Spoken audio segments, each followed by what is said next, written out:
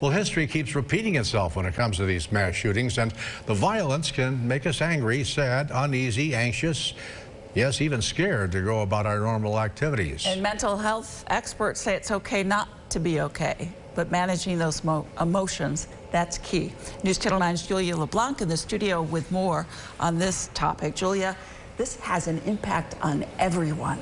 It does. You know, many people waking up on Sunday just exhausted to find out about two mass shootings taking place more than 1,000 miles apart. And though nobody feels more pain than those who are actually going through it, a professor at Syracuse University says with the world we live in today, the impact of the violence reaches far beyond state lines. Each time a tragedy strikes, Tracy Musera-Marchese, who focuses on trauma and PTSD, knows it's time to respond, both as a mental health provider and a professor at Syracuse University. It's sad to say that these things are becoming more and more common. But I also think that we never develop complacency around it, because each one is like a separate assault on all of us. The assault unbearably painful for the families and the communities directly impacted by the shootings. But with nonstop news cycles and social media, everyone else is exposed to the violence too, seeing the same images over and over again.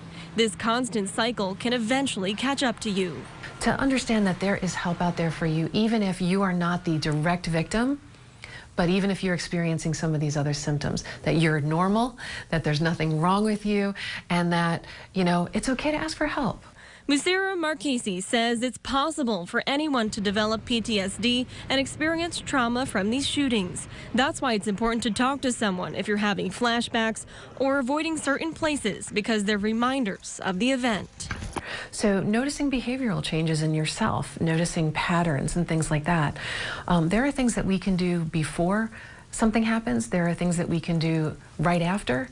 But the sooner you act, the better. You know, we know that not everyone who experiences a trauma automatically develops PTSD.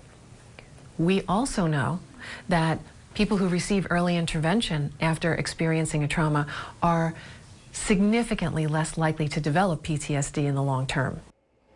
Now, Musera-Marchese says if you feel overwhelmed by all of this, take a minute to yourself. Maybe walk away from social media, and don't be afraid to tell your closest friends and family that you may need help, whether that's from them or from a professional. Christy.